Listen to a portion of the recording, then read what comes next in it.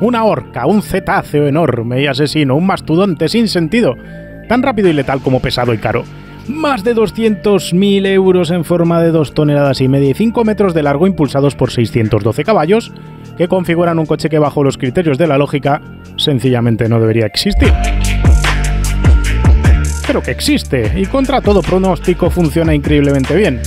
Y que me ha dejado anonadado, y no le he encontrado la lógica porque sencillamente no la tiene, pero este coche es una obra de ingeniería donde se tuercen las normas de la física para que este dispositivo, que bajo ningún criterio debería ir bien en carretera, vaya realmente de manera sublime.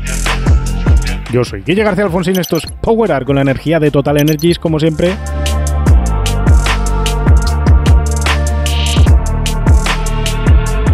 Y esta es la prueba del Mercedes AMG GLE 63S 4MATIC Plus Coupé. Todo ese es su nombre. Lo primero que vamos a tratar de entender es qué es este engendro alemán. Echemos la vista atrás. La culpa de todo esto no la tuvo el chachasá, sino Rover. El lanzamiento del Range Rover en 1970 representó un cambio de paradigma en el mundo del todoterreno, al mezclar en un paquete un coche de lujo con un coche capaz de circular fuera del asfalto. Si a los reyes de Reino Unido no les hubiese gustado tanto irse de escapada al monte, seguramente este tipo de coche ni hubiese existido. La cosa es que su fórmula fue un éxito comercial e indujo a otros fabricantes a tantear el formato. Jeep, por su parte, creó el Cherokee original de chasis monocasco, el XJ, en 1984, tomando el testigo de esa idea del SUV como coche familiar, separándolo algo más de la conducción off-road. Para 1992 apareció el Gran Cherokee, más lujoso, más grande, más cercano a la idea del lujo en formato de todoterreno SUV. Y Ford copió la idea convirtiendo su Bronco en un SUV y cambiándole después el nombre a Explorer. Mientras todo el mercado estadounidense se revolucionaba alrededor de la idea de los SUV como coche para las familias, Mercedes-Benz decidió prestar atención a aquello y crear el ML.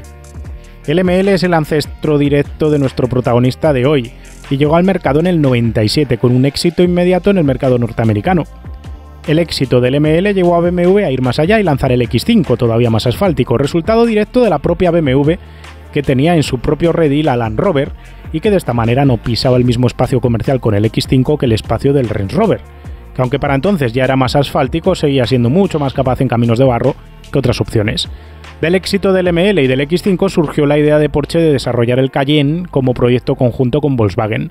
Volkswagen pagaba a Porsche la ingeniería y se llevaba el Touareg a cambio, y el Cayenne surgía como el mejor SUV de carretera del mundo, a pesar de ser realmente capaz fuera de ella también. El balón siguió rodando. Tras el X5, BMW lanzó el X6 en 2008. Con un X5 puramente asfáltico y un perfil de cliente claramente identificado como un comprador que apreciaba la presencia del vehículo y su deportividad, la evolución natural dio lugar a crear este engendro de enorme tamaño, enormes ruedas y enorme motor. El X6M no se hizo esperar, en 2009 llegó. Y llevó las cosas un paso más allá.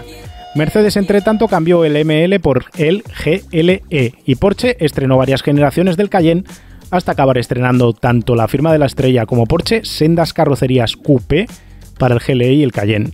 La de Mercedes llegaría en 2015, antes que la de Porsche, 2019.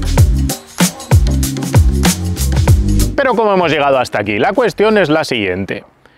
No sabíamos hasta mediados de los años 90 que el cliente lo que quería era un coche grande, gigante, imponente, pero al mismo tiempo deportivo, dos cosas que no cosen entre sí y que tuviese aspecto de poder ir por cualquier camino atropellando vacas sin que le perturbase absolutamente nada. La cosa es que desde mediados de los años 90 hasta hoy, el mercado se ha convertido en un submercado. Y ha sido así porque es lo que quiere el cliente y contra eso no se puede básicamente luchar. Sobre todo en la esfera más aspiracional, donde los clientes tienen más pasta, más subs hay. Y justo hacia ese cliente es hacia donde miran las versiones ultra prestacionales. Justo por eso Mercedes, AMG en este caso, ha acabado haciendo este dispositivo. Justo por esa razón también existe el Porsche Cayenne Turbo Coupé, el X6M y todo ese tipo de artefactos y engendros extraños, ultrapotentes, mega pesados y gigantes. Pero al final, como os digo, es justo lo que quiere el cliente que se gasta esta pasta en un coche familiar con un motor gordo y mucha potencia. Hace tiempo que la guerra prestacional de los SUV es una auténtica locura sin sentido ni final. Porque hacer un coche deportivo pasa por seguir una serie de parámetros bastante sencillos de comprender. Bajar peso, colocar el centro de gravedad abajo, estirar a los pasajeros y recogerlos cerca del asfalto, nada de eso es aplicable a un SUV. Y no por ello han renunciado los compradores en querer ese tipo de coche, así que los fabricantes no han renunciado tampoco a convertir estos SUV en auténticos misiles balísticos que no atienden a razones de la lógica. Como cuando los rusos decidieron crear el MiG-25 a base de colocar un par de motores más grandes de los que podía soportar el fuselaje y que acaban destrozando el avión si los usabas a tope, lo de los SUVs con motores gigante enormes es una guerra contra la física difícil de comprender. De mi experiencia histórica con este tipo de aparatos os puedo resumir rápidamente que no es normal que estos coches vayan bien. Sí que es normal que corran mucho, que tengan mucha pegada, que tengas esa sensación de pegarte salvajemente contra el asiento y que tengan incluso motricidad en línea recta, pero siempre viene a costa de compromisos. Recuerdo, por ejemplo, en mi primera experiencia con el Grand Cherokee Trackhawk, 700 caballos metidos en un SUV, tener esa sensación de pegada longitudinal brutal, pero al mismo tiempo tener esa sensación de que todo venía demasiado rígido, que iba vibrando, que se iba moviendo, que iba haciendo cosas extrañas derivadas de tener que contener y controlar una masa tremenda, súper separada del suelo, muy elevada, que iba intentando pues directamente salirse de la carretera, y controlar eso al final te hace tener compromisos. Meditemos, tomemos este GLE Coupé, pesa 2.500 kilos aproximadamente, mide unos 73 de alto, que es exactamente lo que mido yo, y podemos estimar que su centro de gravedad está alrededor de 650 milímetros de altura. Tener tanto peso tan alto en un coche tan grande, con tanto momento de inercia en varios ejes, solo puede implicar una cosa: necesitas un control de la masa suspendida estricto si pretendes que se conduzca adecuadamente. Para ello se suele acabar pecando de suspensiones demasiado rígidas. Si colocas una suspensión rígida destrozas el confort, por lo que te sueles cargar la usabilidad de familiar del aparato, auténtica razón de la existencia del SUV. Al mismo tiempo, hacer extremadamente rígido un aparato de estos implica también hacerlo abrupto, brusco, delicado al límite, sobre el respondón en cualquier roto del asfalto, difícil de guiar de manera limpia. Y si las condiciones del asfalto no son ideales, las cosas se van a ir complicando más y más. No hablemos ya de si se te ocurre soltar los 600 y pico caballos disponibles al asfalto. Todo esto parece una receta para el desastre. Ves los ingredientes que hay, ves lo que se quieren hacer con ellos y dices, esto no se puede hacer. Afortunadamente para los compradores de estos coches, la ingeniería ha llegado a tal nivel que los ingenieros de AMG y los de otras marcas han puesto toda la carne en el asador, su mejor saber hacer, para conseguir que este coche vaya de una manera que sencillamente parece increíble. Pero eso es anticipar demasiado lo que os vamos a contar en un momentito cuando estemos conduciendo ya este GLE Coupé 63 AMG Plus 4MATIC S. Tiene más letras que un apellido largo de un sueco. Vamos a ir por partes. Visualmente el GLE Coupé arranca su frontal como el de un GLE normal, pero cambia su forma trasera por un techo con caída fastback. Tiene pasos de rueda en forma de U, en lugar de circulares, de los que asoman tremendas ruedas gigantes montadas en llantas de 22 pulgadas, calzando 2,85-40 delante y 3,25-35-22 detrás. Ruedas que se salen del cuerpo de la carrocería, lo cual le da más garbo al coche. La parrilla cuenta con lamas verticales tipo panamericana, le siguen un altísimo y horizontal capó antes de llegar al arco del techo, que describe una suave forma de media gota de agua. El remate trasero es un corte tipo cola de pato, simpático voy a decir, con pilotos LED cabreados y un difusor en la parte baja del paragolpes acompañado de 4 salidas de escape. Por cierto, aquí aprovecho a comentaros un aspecto curioso: el hecho de integrar los remates de las colas en el paragolpes sin unirlos físicamente directamente al propio tubo de escape metálico es una respuesta aerodinámica desarrollada en el túnel del viento por los fabricantes que reduce la contrapresión en las colas y también reduce el CX. De esto algún día os hablaré. El coche es masivo, impone, pero voy a reconocer varias cosas. Estéticamente a mí me parece atractivo, independientemente de que me parezca una horca sin sentido alguno, es en su propia existencia. Y te diré más, me parece más atractivo que el X6M de BMW y que el Cayenne Coupé. El primero me parece sobrecargado y el segundo me parece demasiado discreto. Si acaso este coche me gustaría verlo en un color más vivo, pero cuando es un coche tan grande, elegir colores vivos muy saturados puede empezar a representar un problema para nuestra visión cercana de los mismos.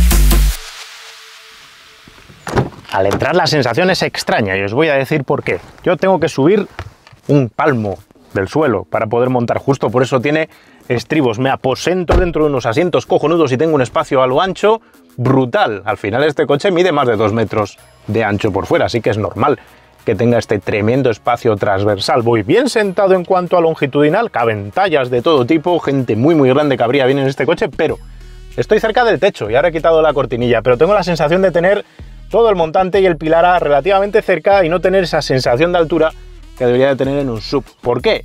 Pues porque esto es un coche que es al mismo tiempo un SUV y luego quiere ser un coupé con ese techo curvado y forma de media gota que os he comentado hace un momento, acercando el techo contra el resto de la carrocería para conseguir esa estampa lateral. Y no tiene sentido, porque este coche levanta la cadera muchísimo justo por querer ser un SUV, pero al mismo tiempo baja el techo para ser un deportivo. Y además es que la razón de levantar el suelo, la razón de que yo vaya con la cadera tan alta respecto al asfalto, no tiene ninguna razón técnica de ser, porque este coche no tiene unas baterías en los bajos, así que no hay que levantar el suelo justo por tener baterías, y solo se levanta para dar ese aspecto mastodóntico, para dar ese aspecto todoterrenoide, para que luego el coche realmente, me parece a mí que no pise nunca jamás un camino que no sea de asfalto.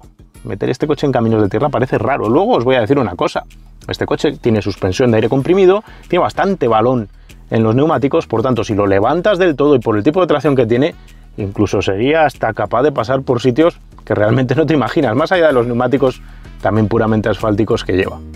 El acabado, la presentación, pues es de Mercedes. Muy bueno, muy bien pensado, con un cierto grado de digitalización algo extrema en algunas ideas y conceptos y ciertos problemas. Vamos por partes.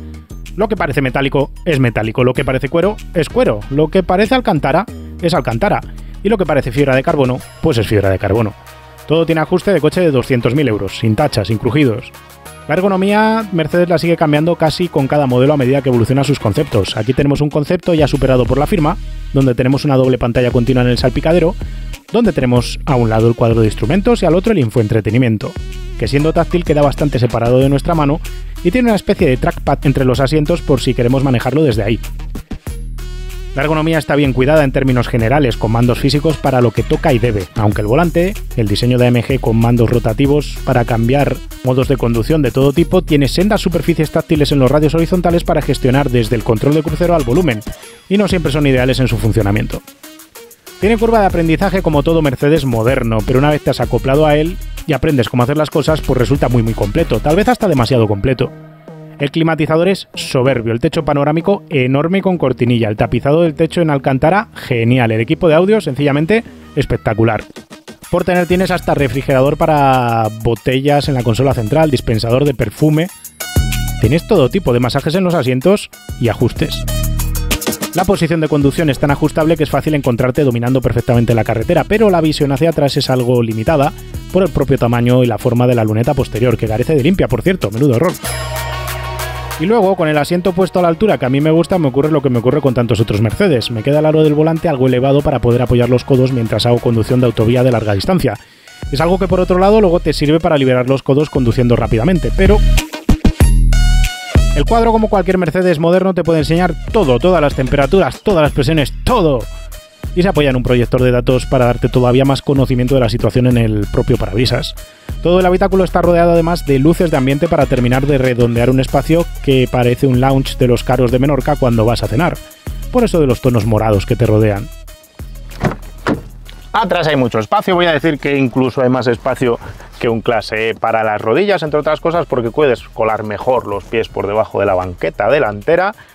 El asiento, dentro de lo que es grande y deportivo, tampoco te tapa demasiado la visión hacia adelante. Hemos visto asientos mucho más brutotes y tipo bucket que acaban fastidiando la vista hacia adelante. Aquí tenemos techo panorámico que ayudan a meter luz en la parte trasera. A través hay bastante anchura, aunque la plaza central carece de puntos de anclaje ISOFIX, así que meter una tercera silla ISOFIX no es factible. Y si pones las dos en los lados, un adulto cabe un poquito mal. Voy a decir que además, como tampoco ayuda el hecho de tener aquí el túnel de transmisión y todo lo demás y el respaldo que es rígido, no es un sitio donde yo pondría a un adulto. Tienes salidas orientables tanto en la consola central como en el pilar B, tienes también tu propio climatizador de 2 zonas, tus tomas USB-C, todo está bien rematado, cuero auténtico en la parte de las puertas, asientos calefactados, buen equipo de audio aquí atrás también, un reposabrazos normalito, y la única cosa así que podríamos decir es que parece que el techo se acerca bastante contra tu cabeza, un techo que está totalmente forrado en alcántara.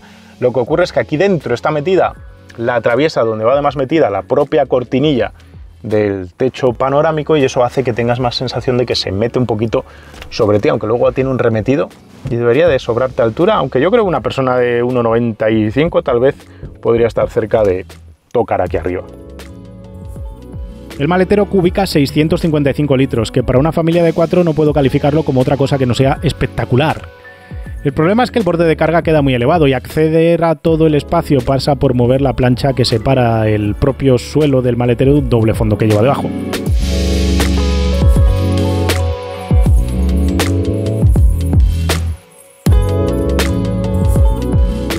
La ingeniería es de fábula. Empezando por debajo podemos ver delante un sistema de doble triángulo superpuesto en aluminio forjado, articulado en conjuntos de aire comprimido, amortiguadores de paso variable electrónicamente controlados y barras estabilizadoras activas movidas por motores eléctricos de 48 voltios.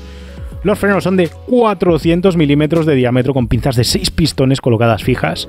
Se puede optar por discos carbonocerámicos. Normalmente os digo que esos no hacen falta salvo que te metas en circuito, pero con el peso de este coche, una vez que te pones a frenar muchas veces en un puerto de montaña, ya puedes llegar a lavear los discos de acero, así que mejor los carbonocerámicos en este caso. Debe ser la única excepción que he encontrado. Atrás hay un sistema multibrazo también con aluminio forjado por doquier, conjuntos de aire comprimido, amortiguadores activos y de nuevo estabilizadoras activas. La altura de rodadura es siempre controlada electrónicamente, tiene modo deportivo, más bajo, modo confort, en medio, o modo todoterreno, donde el coche se levanta una barbaridad. La tracción viene del motor, del que ahora hablaremos, y baja a la caja automática epicicloide de 9 relaciones que envía el par al eje trasero. Luego hay un acoplador de embragues para mandar el par al tren delantero según se requiera. El motor es el V8 biturbo M177 de AMG. Es un V caliente, es decir, el colector de escape mira hacia dentro de la V de los cilindros para colocar ahí los turbos, reduciendo de esta manera el recorrido de los gases de escape, con lo que se reduce el lag y se mejora el tiempo de respuesta al acelerador. Además, los turbocompresores, uno por bancada, son de doble entrada y el motor puede funcionar como un V4, anulando 2 cilindros de cada una de las bancadas. Está fabricado íntegramente en aluminio, tiene doble árbol de levas por bancada, 4 válvulas por cilindro, lo ensambla un técnico a mano y, a diferencia de otros V8 de AMG, tiene cárter húmedo. La parte superior de las bancadas está cerrada con conductos de refrigeración que por tanto no traspasan del bloque a la culata. Esto ya lo hemos explicado varias veces, sirve para dar más rigidez a la zona superior del motor y permitir sencillamente más potencia, como diría Tin Herramientas Taylor.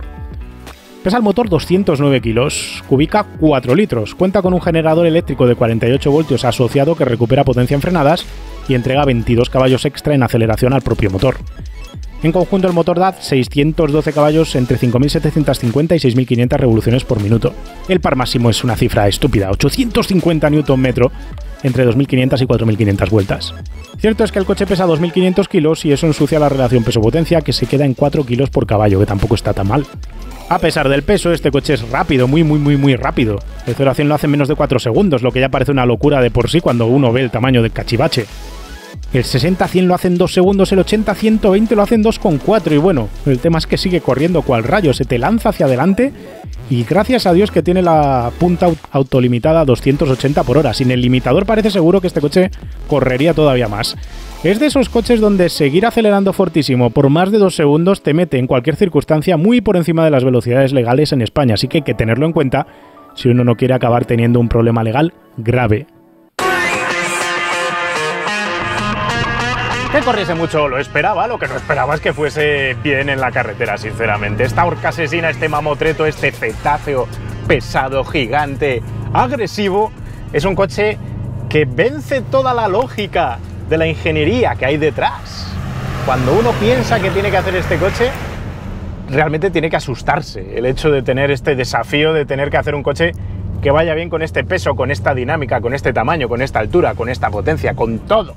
Y lo increíble es que va excepcionalmente bien.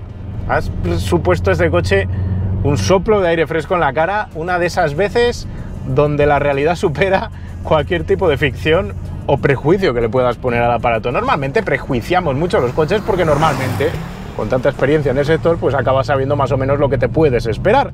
Pero aquí, como os digo, me ha sacado una sonrisa por lo bien que va. Podemos empezar hablando del maravilloso tren delantero. Es un coche que instantáneamente, en cuanto sacas el volante de la parte central, gira, se tira al vértice de la curva y eso es inesperado, vamos a decir. Primero de todo porque llevamos un perfil de neumático muy grande que normalmente suele implicar mucha deriva, así que deberíamos de tener inicio de giro de volante, deriva, luego el coche hundiéndose porque el centro de gravedad está muy alto, cayéndose en la rueda externa poco a poco y entonces empezar a girar la curva. Esa torpeza no existe, tampoco hay movimientos extraños ni extraños flaneos en ese inicio de giro. Directamente tú llegas a la curva, quito marcha, meto volante para adentro y el coche empieza a girar como si fuese un coche diminuto, pequeño, ligero, con el centro de gravedad pegado al suelo, gira instantáneamente. Eso es obra y milagro de una combinación de ingenios aplicados al aparato que realmente cumplen su función y están excepcionalmente bien talados. Primero de todo lleva las estabilizadoras activas. Esas estabilizadoras lo que hacen es evitar cualquier tipo de hundimiento en la rueda externa a la curva, lo cual le permite a Mercedes, a AMG, a la gente que ha puesto a punto el chasis de este coche, jugar con una puesta a punto muy agresiva del tren delantero. Normalmente, si pones un tren delantero muy agresivo, que muerda muy rápido, que muerda muy fuerte cuando inicias el giro, te la juegas en un coche tan pesado y tan alto, aunque se hunda muy rápido el peso y tengas una inercia muy fea, descontrolada, que va a condicionar todo el trasiego a la curva y va a hacer el coche hiper nervioso, poco preciso. Con este coche sería capaz de cortarle la cabeza a una cerilla depositada en una línea que divida dos carriles en una autovía. Yendo a 200 por hora podría cortar esa cabeza con total precisión y con total tranquilidad, porque el coche va exactamente por donde le dices. Puedes marcarle ahí milimétricamente donde quieres poner el morro y el morro va a ir ahí. Me parece increíble. Peso de la dirección, un peso acertado, tirando a duro en modo confort, voy a decir, pero en modo deportivo pesa exactamente lo que quieres que pese. Si acaso le falta un poquito de información, subir un poquito más de datos de lo que están haciendo los neumáticos en cuanto a perder adherencia, pero acaban llegando. Incluso está bien filtrada, pero bien conseguida también. Le falta, pues ya os digo, un pelo más de información. Podría, si me pongo ya muy exquisito, me parece pasarme de exquisitez por mi parte. Una vez que has metido el coche en la trazada, en la línea en la que quieres ir, lo que van a hacer los amortiguadores internos a la curva es frenar esa extensión para que el coche caiga ya en el apoyo, apenas balancea y lo tienes ya metido y te da perfecto control. Una vez que has alcanzado el vértice y empiezas a acelerar, pasas de estar apoyado delante a apoyarte atrás y tener motricidad maravillosa, porque es una increíble motricidad la que tiene este coche. 850 Nm de par que tiene y que se los traga a todos y que no patina las ruedas ni en seco. He probado luego este coche, me ha llovido y me ha caído una tromba de agua justo con el asfalto sucio, de esto que se queda babosillo de las primeras lluvias, hace tiempo que no llueve o hay humedad. Incluso en esas circunstancias, con las Yokohama que lleva, que yo no daba un duro por este coche en mojado. De hecho, le dije a mi mujer cuando empezó a mojarse, digo, esto yo no sé hasta qué punto nos va a meter en problemas por experiencias previas con este tipo de coches. ¡Para nada! Incluso en esas circunstancias se encuentra motricidad en todos los sitios, en todas las circunstancias, y puedes ir muy pronto al gas y no encontrarte problemas. Tienes varios modos del control de estabilidad, del control de tracción, infinitos prácticamente. No lleva diferencial autoblocante trasero, lo emula mediante los frenos, pero a pesar de ello va acoplando el eje delantero a medida que va necesitándolo por motricidad, lo lee antes de que suceda todo, gracias a unos sensores muy bien trabajados y a una calibración del SP y del control de tracción maravillosos, y hacen que puedas bajar la potencia al suelo siempre e incluso tengas una ligera guiñada adicional a la salida de las curvas para que puedas ir muy pronto al gas y el coche redondee esa trazada limpiamente mientras estás afrontando ya la siguiente recta que se va a acabar muy rápido porque el coche corre una auténtica barbaridad. De hecho, en España, en autovía, por ejemplo, tienes que estar mirando constantemente el velocímetro y tener cuidado para no meterte en líos legales. En carreteras comarcales o de montaña, más de lo mismo, tienes que ir mirando constantemente lo que estás haciendo y calibrar bien lo que haces con el pie derecho, porque 2 segundos de acelerador a fondo en este bicho ya son prácticamente cárcel en casi cualquier circunstancia. Luego llega la frenada, y decir que los frenos me han sorprendido para bien, pero hay que considerar que ahí las estabilizadoras activas, la suspensión de aire comprimido, no pueden hacer más magia de la que ya hacen. El coche al final acaba transfiriendo mucho peso a las ruedas delanteras durante las frenadas intensas, son 2.500 kilos para parar con esos neumáticos delanteros prácticamente, y eso sí que notas que el coche está aligerando mucho la trasera. No hace trail braking, no se marcha de atrás mientras estás frenando, eso te da mucha tranquilidad, pero sí que notas que estás haciendo trabajar a los frenos, que luego despiden un calor, irradian un calor brutal. Cuando hemos estado haciendo las pasadas, Diego y yo, cuando hemos acabado de hacer las pasadas, me decía Diego que olía a freno, y es verdad que huele a frenos de coche de carreras, y te acercas a las ruedas y te calienta las piernas, las canillas te las deja ahí como si te estuviese cocinando un pollo, porque al final son muchos los kilovatios de calor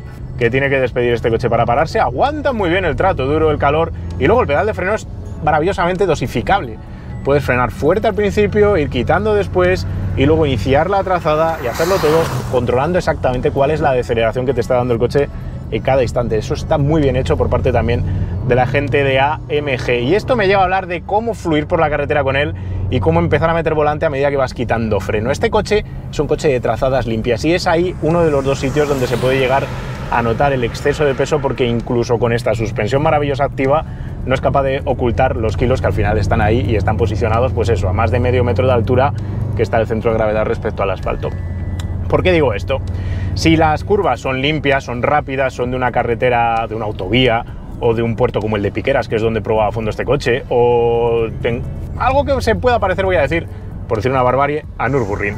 Todo lo que sea curva rápida, con apoyos fuertes, lo hace maravillosamente bien y te hace olvidar el peso. El problema es cuando tienes curvas de radio decreciente o cambios rápidos de apoyo de izquierda a derecha, especialmente en carretera lenta, donde tienes aquí una izquierda y luego viene un derecha y tienes que mover esos 1000 kilos de lado a lado, que es más o menos estás transfiriendo en cuanto estás pasando de curva a curva, y ese movimiento de masa al final es lo que te genera inercias, y aunque la suspensión le intente parar, todo lo que no sea trazar limpio, todo lo que sea hacer las curvas en más de una línea, andar cambiando de línea durante el apoyo, todo eso no le gusta. Y es donde vas a notar esa inercia de peso, esos movimientos un poco parásitos que no quieren seguir jugando contigo. Porque básicamente con tantos kilos metidos entre medias, pues estás cargando y descargando el neumático y empieza el neumático a decir basta, oye, no me hagas trabajar tanto. Así que es muy importante hacer las líneas limpias. Si la curva se va a ir cerrando, entrar abierto e ir a atacar al último vértice para hacerlo todo de una. Siempre ir limpio, siempre ir suave. Y cuando tengas izquierdas, derechas, cambios de apoyo, es mejor parar un poco más el coche para después hacer el segundo viraje, porque no le va a gustar ni al coche ni a los pasajeros esos cambios rápidos y súbitos de izquierdas a derechas o de derechas a izquierdas. Son circunstancias que se suman también en curva muy lenta o en carreteras estrechas, donde también notas que el coche es grande, que te cuesta posicionarlo en la carretera, que al final ocupa mucho. Por eso probablemente sea un coche al que le gusten más pues circuitos o carreteras más rápidas que carreteras más lentas. Cuanto más lentas sean, más vas a notar, sobre todo en esos cambios de apoyo, un poco más de incomodidad, de movimiento izquierdas, derechas, de trasiego de pesos. Donde lo hace excepcionalmente bien, he de decir, adicionalmente, es en la capacidad de tragarse baches, y eso me va a llevar a hablar de confort. Se traga baches en apoyo como ningún otro bicho de este tamaño y deportividad que haya probado nunca en mi vida. Puedes ir todo lo rápido que quieras, que si hay un agujero en medio de la trazada y tienes el coche apoyado y tienes un montón de trasiego de pesos, esa rotura del asfalto se la van a tragar los bujes mágicamente, se la van a tragar bujes, amortiguadores, la suspensión la va a borrar directamente. Cuanto más complicado sea ese tipo de rizo o roto del asfalto en medio del apoyo con todo el coche apoyado, más vas a sorprenderte de esa capacidad de digestión que tiene el GLE Coupé AMG 63 Plus 4MATIC, bla bla bla. Qué nombre más largo, lo decía antes. La cuestión es esa, como es capaz de borrar esas imperfecciones del asfalto, te da confianza tremenda, confianza multiplicada por esa confianza del tren delantero.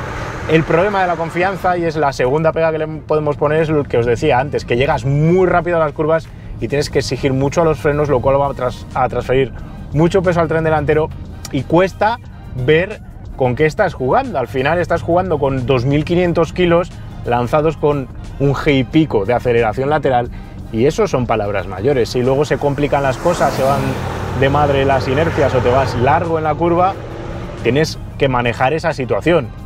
Y no es una situación fácil. Lo que pasa es que, claro, con el control de estabilidad puesto y todo lo demás, pues obra milagros este coche, pero llegará un momento que no haya milagro que se pueda obrar, e igual tienes ahí un problema mucho más grande del que tendrías en un coche pues más ligero, básicamente. Lo curioso de todo esto es que normalmente, si haces un coche de este peso y de esta altura que vaya bien para gestionar la potencia y el paso por curva que tiene, acabas cargándote otras cosas, acabas cargándote el confort dinámico, básicamente. Entonces te encuentras en autovías, en autopistas, coches de estos que acaban siendo secos, incómodos, que transfieren mucho los baches al asfalto, o que son hiperactivos luego en la autovía, en la autopista, porque pones estabilizadoras muy rígidas para controlar el balanceo, y eso hace que luego lean todas las roderas, todos los baches, hagan que el coche vaya cambiando de trazada. Aquí no es el caso. Gracias a usar estabilizadoras activas, el coche es inmune absolutamente a esas pegas de los coches con estabilizadoras ultra rígidas por su exceso de peso y exceso de altura. Aquí directamente luego sales a autovía, autopista, y el coche es inmune. Vas viendo los baches, se lo comentaba Raquel. Digo, veo los baches, los piso y no los noto. Sé que están ahí porque los veo, pero no porque los note. Y ese confort de marcha me parece surrealista en un coche con la pegada y el agarre que tiene este mamotreto, vamos a decir, este engendro de la ingeniería. Es todo un logro, porque eso te permite hacer viajes muy largos, muy rápido por autovía, autopista, sin que te canse el cuerpo. A eso se suma el maravilloso aislamiento sonoro, el climatizador, que también es genial, el equipo de audio, que es maravilloso. Al final conduces prácticamente sin tener ningún tipo de estrés, cansancio, problemática.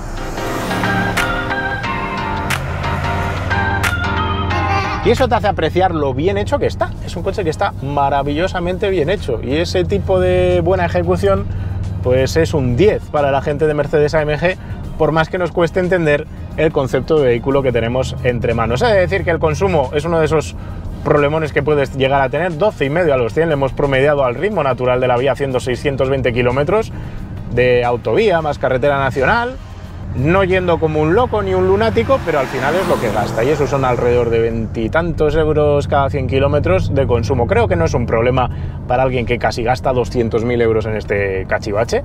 No creo que el coste por kilómetro sea algo que le vaya a quitar el sueño, pero sí que puede que le quite el sueño un poquito más el hecho de tener que estar parando cada 600 escasos kilómetros para repostar. Se le queda un poco pequeño el depósito de combustible, voy a decir. Y bueno, el hecho de que sea pequeño o no sea pequeño, pues oye, tienes que parar más veces y tienes que planificarte el viaje teniendo en cuenta esas paradas a repostar, que en otros modelos de este tamaño históricamente pues podías alargarlas un poquito más. ¿Quieres que te hable de otras cosas? Como sube tanto la carrocería, hasta podrías pasar con él por sitios complicados. El gran balón del neumático puede que evite que te cargues sus geniales llantas de 22 pulgadas, pero este coche no me lo imagino haciendo rutas dakarianas. Viene con mola de remolque y es capaz de tirar de 3.500 kilos nada menos. Creo que puedes plantearte este coche como tiro para una caravana para vacaciones, para llevar tu pagoda a restaurar o correr rallies de regularidad con tu 300 SL. Puedes ponerle unas bicis atrás, unas motos, unas tablas de surf encima e ir a explorar los confines del mundo. El equipo de audio, os lo decía antes, es genial. El control de crucero con seguimiento de líneas de carril funciona bien casi siempre, quitando alguna señal que se inventa o lee inadecuadamente. Los asientos climatizados y el propio climatizador responden a conducir a casi 40 grados por autovía a la velocidad que te dé la gana. Y los faros no podían ser mejores tampoco.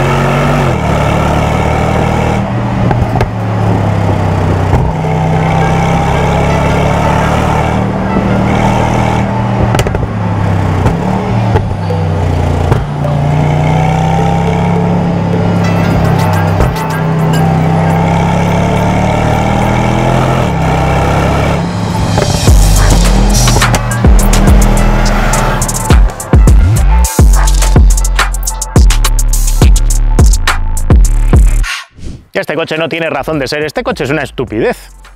¿Quién necesita esto? Con esta potencia, con este tamaño, con este peso. Si quieres hacer un deportivo, no haces un coche tan mastodóntico ni tan alto.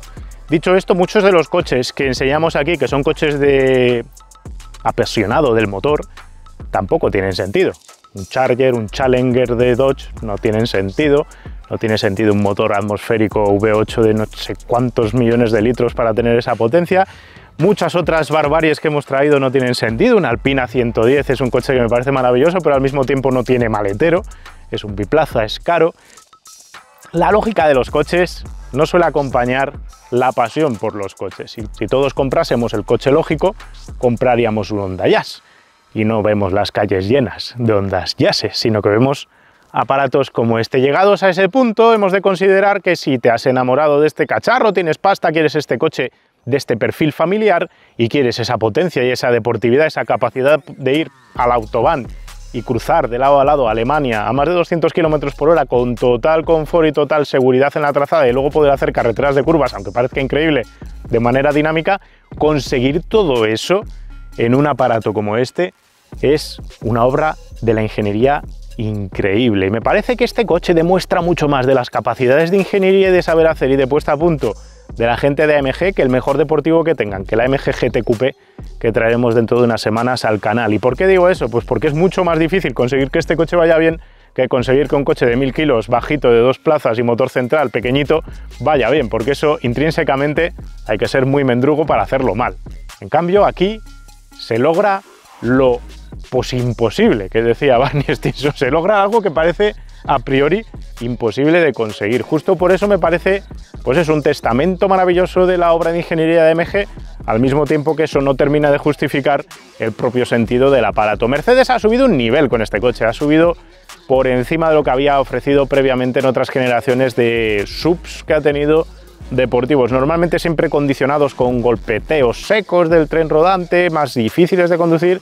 Aquí se ha ido a un nivel muy superior. Cierto es que yo el Cayenne Turbo Coupé de última generación no lo he probado, es una cosa que tenemos pendiente de traer al canal. No he probado el BMW XM todavía porque se quedó sin ruedas la unidad de prensa y tenemos que pedirlo. Tampoco hemos traído el X6M al canal. Son coches que hay que tocar en la última generación, pero por mi experiencia previa con todos ellos, o el Gran Cherokee SRT, la verdad es que este coche me parece que está en otro capítulo directamente. Me parece que está muy por encima de los modelos de la generación previa del resto de marcas. Así que si os interesa, ponedlo en los comentarios, iremos probando todo el resto de rivales para ver si todos están en esta página del libro. Entre tanto, lo que os puedo decir es que este coche me parece sencillamente increíble. Increíble no quiere decir bueno, increíble no quiere decir lo querría mañana, os lo recomendaría. Increíble no quiere decir que me parezca un producto, ¿cómo decirlo?, lógico. Sensato, acaba de decir Diego. No hay sensatez aquí directamente. Pero dentro de lo que han querido hacer, pues es una obra maestra. Ya no quedan gorras de PowerArt en la tienda de Quimoa, me temo, pero tenemos algo que compartir contigo. El próximo sábado 30 de noviembre vamos a estrenar en premiere exclusiva uno de nuestros próximos documentales en el Autocine de Madrid. Un evento para 300 coches donde pasaremos una entretenida tarde, incluyendo un concurso entre los asistentes para el coche más chulo del parking, el que venga de más lejos, una sesión de trivial automovilístico y una charla con protagonistas del documental antes de su proyección. Un plan que nos llevará desde las 5 de la tarde hasta las 10:30 de la noche y en el que te puedes prescribir ya a través del enlace que aparece en la casilla de descripción del vídeo o usando el código QR que aparece en pantalla. Y ahora es el momento de Wallapop, de nuestro patrocinador, para ver los coches, los precios de los coches nuevos y usados que probamos en el canal. Y ahora vamos a buscar primero un GLE AMG, luego un GLE a secas y creo que luego voy a buscar un ML AMG. A ver, GLE Coupé. Vamos a poner aquí Coupé. Luego igual no están integrados todos los coupés dentro de la descripción de Coupé. Pero bueno, 200.000 euros no llega el GLE AMG que hemos probado. 190 y algo. Lo que pasa es que si le pones los carbonocerámicos y 4 opciones, sí que se va a más allá de los 200.000. Vemos aquí bastantes unidades, la verdad. Son casi todas previas a la generación que hemos probado. Fijaos, una MG, pero en este caso un 43, que no es la versión que hemos probado, además de la generación previa. Y esa está en 52.990. Me alucina ver cuántos GLEs coupés hay a vender. Hay una cantidad de unidades increíble, pero que sigo bajando y sigue habiendo coches. ¿Cómo pueden haber tantos GLEs coupés en Wallapop disponibles? Madre del amor hermoso. Vamos a poner aquí AMG. Lo que pasa es que si pongo AMG, lo que va a ocurrir es que todos los que tengan kit de AMG nos van a aparecer. Así que voy a meter aquí más de 450 caballos. Y así ya nos quedamos solo con los AMGs. Pues tenemos, por ejemplo, un 63S con kit Brabus de la generación previa. 125.000 euros, son 75.000, prácticamente menos que el que hemos probado. Yo esta versión no la probé en su día. probé un GLE normal coupé, de los coupés, y era mucho peor que el nuevo, voy a decir. Ha mejorado mucho el coche. 3 unidades hay, 4, 5. Uno aquí de 585 caballos, 63S, historial completo, más parecido al que hemos probado, pero también de la generación previa, 65.000 euros. El gran problema de estos coches es que caen a plomo en precio de 2016, y fijaos cómo se ha devaluado. Son coches que aunque pudieseis comprar, porque podáis pagar estos 65.000 euros, por ejemplo, de esta unidad, decís, hombre, pues 65 me puedo permitir, o 64, pero el problema que tenéis es que luego el mantenimiento es de un coche de 200.000, con ruedas de coche de 200.000, con frenos de coche de 200.000, y eso al final hay que tenerlo en cuenta, porque luego si no tienes un problema en el bolsillo. Fijaos, aquí tiene distintas configuraciones, driver modes y demás. Yo me quedo con la versión actual, por supuesto, como no iba a ser de otra manera. Vemos que hay bastantes. Lo que vamos a hacer ahora es buscar GLEs normales. Vamos a buscar Mercedes, GLE, que ya no sean coupés. Uy, Dios mío, un Mustang. Siempre que aparece un Mustang tengo yo un problema. Y fijaos, aparecen por aquí GLEs... Pues tampoco aparecen tantos, la verdad. Pero va a ver más AMGs y la realidad es que pues hay menos, de hecho, que de los coupés. Hay aquí un camión que no viene al caso, una cabeza tractora. Y esto que es un clase E, que no sé por qué pone ahí 1.500 euros, está ahí mezclado, matrícula de Logroño. Cosas raras que hay. Un ML, vamos a buscar un ML. Los MLs AMGs tienen que estar baratos. ML. Un coche que no recomendaría comprar, voy a decir. Porque los Mercedes ML, especialmente los AMGs, no son precisamente coches conocidos por su fiabilidad o por el coste de mantenimiento. Clase M, o saldrá por aquí ML directamente. Vamos a ver. Pues no, está catalogado como clase M a secas. Clase M, ponemos por aquí, no va a salir ninguno porque tengo el filtro puesto en los 500 caballos, lo tengo que bajar, un 450 caballos. Tarda lo suyo. Pues mira, sí que aparecen MLs AMGs de la segunda generación. 26.000 por ejemplo para ese, 18.000 solo para este, 510 caballos. A ver, precio-potencia, hay pocas cosas más atractivas. 510 caballos para este, 31.000 euros. 525 caballos, 49.000. Ostras, pues están baratos, fijaos. 525 caballos aparece este, 47.500. MLs. Pues la verdad es que hay unos cuantos MLs AMGs baratos de más de 450 caballos listados aquí por precios que, a ver, este coche por ejemplo está tuneado. 18.000 euros. Baja las llantas. En 18.000 euros os compráis esto, es muy barato. Todos los mantenimientos al día, 260.000 kilómetros. Esto es un agujero luego de gastar dinero en mantenimiento. El coche de presencia tiene, pero esto no es una AMG, es solo el kit. ¿O qué pasa aquí? Pues por dentro, clarísimamente, no tiene pinta de ser una AMG. O estoy yo muy equivocado, que también puede ser. Espectacular unidad, 63 AMG, 510 caballos. Pues sí, aquí lo pone y ya está. ¿Quién soy yo para decir nada? 18.000 euros, me parece ridículo. En fin, como siempre con estos coches, grandísimas devaluaciones en los primeros años y eso conlleva que después tengas oportunidades muy fáciles de hacer. Pues mira, este también es una AMG y tiene un interior igual. No voy a comer yo mis palabras del anterior. La cuestión es que luego tenéis que tener en el bolsillo dinero para darle de comer, para asegurarlo y para pagar los recambios, que no son pocos precisamente. Cerrando este vídeo, quiero deciros una cosa que creo que a veces los más quemadillos de los coches no tenemos en consideración. Vemos esto o leemos sus especificaciones y siempre nos quedamos con la copla de sí, tendrá más de 600 caballos, pero no deja de ser un sub y seguro que van mal. Ya no estamos ahí. Ya no estamos en esa página del libro. Si os lo encontráis en una carretera de curvas y va rápido, tened cuidado porque realmente estos cacharros ahora son capaces de mantener ritmos de deportivo de campanillas de hace una década. ¿Dónde nos va a llevar todo esto? ¿Quién sabe? Probablemente este formato de carrocería, gracias al hecho de ser más elevados, pues facilite más el día que todos estos coches se conviertan en eléctricos. Mientras eso llega, de momento tenemos V8s masivos de más de 600 caballos atormentando estas carreteras y levantando prácticamente el asfalto por sus 2,5 toneladas. Hay que recordar que este coche es capaz de tirar de 3,5 toneladas en remolque, así que para tirar de un pequeño barco, de una moto de agua, de tu coche clásico, tienes un Pagoda y te lo quieres llevar a algún sitio, pues probablemente sea una opción maravillosa gracias a ese tremendo par motor que tiene. Entre tanto, si os han quedado dudas, preguntas o cuestiones, las podéis dejar abajo. Si nos queréis preguntar algo de este aparato, recordaros también que por muy baratos que los encontréis usados dentro de 15 años, si estáis viendo este vídeo en el futuro, he de recordaros también que los neumáticos, los frenos, el consumo de combustible hacen que puede que lo puedas comprar, pero mantenerlo y usarlo es otra cosa totalmente distinta. Y después de hablaros ahí al futuro, dentro de esos 15 o 20 años, yo no tengo nada más que contaros. Si os ha gustado el vídeo, dejadnos un me gusta, contadnos qué os ha parecido el aparato y nos vemos pronto con otro vídeo de otro coche. ¡Un saludo! ¡Hey! ¿Te gusta powerar? Puedes visitar la web de Quimoa para comprar la nueva colección Aston Martin de Alonso y puedes ayudarnos a nosotros para seguir creciendo con este canal, convirtiéndote en mecenas, pulsando el botón unirse que está al lado del de suscribirse, aquí debajo del vídeo. Los mecenas del canal disfrutan del canal de Telegram privado que compartimos con los propietarios que han aparecido en el apartado de usados hiperinteresante y donde además pueden comentar con nosotros lo que les venga en gana.